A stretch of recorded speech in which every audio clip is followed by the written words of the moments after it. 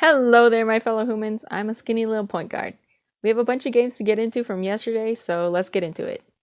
Up first, we got the Minnesota Lynx versus the Connecticut Suns. The Lynx gained a lead at the end of the first quarter, leading 28-22. From there, the Suns managed to outscore them in each of the next three quarters. Despite the 25-point contribution from Sylvia Fowles, Connecticut beat the Lynx 96-79. They were led by Jonquel Jones, who had 26 points and 4 blocks. The Suns currently sit at the 4th seed, and the Lynx sit at 7th. Next up, we got the Los Angeles Sparks versus the Washington Mystics. This game came down to the wire.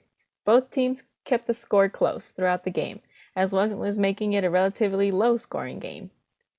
When the Mystics took a timeout in the fourth quarter with only 3.8 seconds left on the clock, the game was tied at 67 apiece.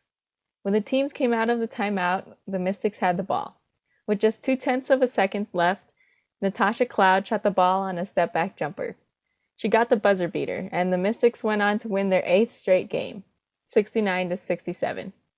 They were led by Elena Deladon, who had 16 points and 10 rebounds. The Mystics currently have the 3rd seed, and the Sparks have the 5th.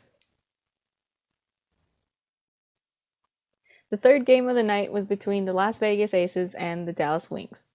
Unlike all the other teams that played yesterday, Dallas's and Las Vegas's postseason futures hadn't yet been determined. Just watching this game, you could feel the intensity from both of the teams. If the Wings won, that meant they would automatically clinch the 8th and last playoff spot. If the Aces won, they would keep their playoff hopes alive and have a chance to make the playoffs as long as they won their last game as well. Both teams fought hard the entire game.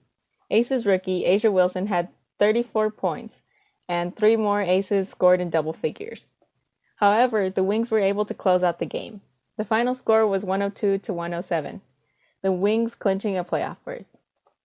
Dallas was led by all-star Liz Cambage, who scored 43 points and had 13 rebounds. Unfortunately, Wings player Kayla Thornton went down late in the fourth quarter and was helped to the locker room. She did not come back into the game, and at the time of this video, there have been no updates on her injury. The Wings are locked 8th in standings, and now the Aces will sit at 9th. For the fourth game of the night, we got the Atlanta Dream versus the Phoenix Mercury. Atlanta was coming into the game without their standout power forward, Angel McCoughtry, who suffered a season-ending injury against the Aces earlier this month. Throughout the game, the two teams kept it close. There were 14 lead changes and 11 times where the game was tied. The Mercury were able to pull away with a 95-104 win, with amazing performances by Brittany Griner, Diana Taurasi, and Dewana Bonner. Griner led the team in scoring with 33 points and 18 rebounds.